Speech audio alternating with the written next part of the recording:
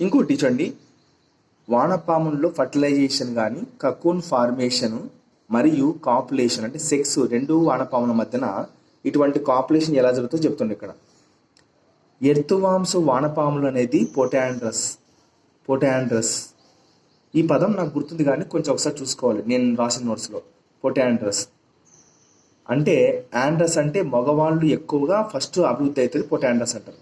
ఆడది ముందు మెచ్యూర్ అయితే దాన్ని పొటాండ్రో గైనీస్ అంటారు అనుకుంటా. చూద్దాం అదేంటనేది. Earthworm is protandrous. Mutual exchange of spermatozoa occurs between two mature worms during mating. They mate juxta positioning. ఎలా అవి సెక్స్లో పాల్గొంటాయి? They mate juxta positioning opposite gonadal openings. They mate juxta positioning opposite gonadal opening. Exchanging packets of sperm called the spermatophore. ఏమంటారు? స్పెర్మటాఫోర్.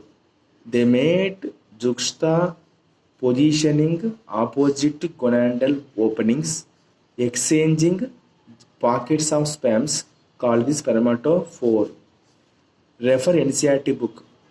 Mature sperm and egg cell and nutritive fluid produced by the glands of the cilium are deposited in the cocoons. క్లైటెల్లం యొక్క gland cells ఉంటాయి. వాటి నుంచి మనకు mature స్పెమ్స్ కానీ mature egg cells కానీ మరియు nutritive fluid కానీ ఉత్పత్తి అయిపోతాయి. ఇవన్నీ కూడా వెళ్ళి దీని నుంచి ఉత్పత్తి అవుతాయి. అవన్నీ దీనిలో ఉన్న గ్లాండ్ సెల్స్ నుంచి. ఇదేంది? దీని పేరు క్లైటెల్లం నుంచి ఉత్పత్తి అవుతాయి. క్లైటెల్లం నుంచి. ఎగ్జామ్ అడుగుతాడు, దేని నుంచి వానపాముల్లో మెచ్యూర్ స్పెమ్స్ కానీ ఎగ్ సెల్స్ కానీ వీటికి పోషణగా ఉండే న్యూట్రియంట్ ఫుడ్ కానీ ఉత్పత్తి అవుతుంది అంటే క్లైటెల్లం నుంచి ఉత్పత్తి అవుతాయి. క్లైటెల్లం యొక్క గ్లాండ్స్ నుంచి ఉత్పత్తి అవుతాయి.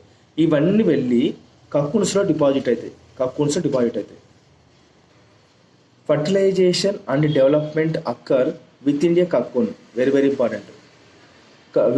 Cocoons are deposited in the moist soil. గుర్తుపెట్టుకోండి, కకూన్స్ ఎక్కడ ఉంటాయి? నీటి తేమ ఉన్న నీటిలో ఉంటాయి, మట్టిలో. Cocoons are deposited in the moist soil. Cocoons containing the developing embryos. కకూన్లు ఏముంటాయి? అప్పుడే ఎదుగుతున్న డెవలపింగ్ ఎంబ్రియోస్ ఉంటాయి. ఆఫ్టర్ అబౌట్ 3 weeks 3 వారాల తర్వాత each cocoon produces an average 4 earthworms. 3 వారాల తర్వాత ఒక్కొక్క కకూన్ నుంచి యావరేజ్గా మనకు 4 వానపాములు అనేవి పుడతాయి. అంటే ఇక్కడ ఏమంటున్నాడు? ఇక్కడ మనకు వానపాముల్లో డెవలప్మెంట్ ఈజ్ డైరెక్ట్ అంటే లార్వా స్టేజ్లు లేవు అని అర్థం. మనిషి మాదిరే development is direct, there is no larval stage.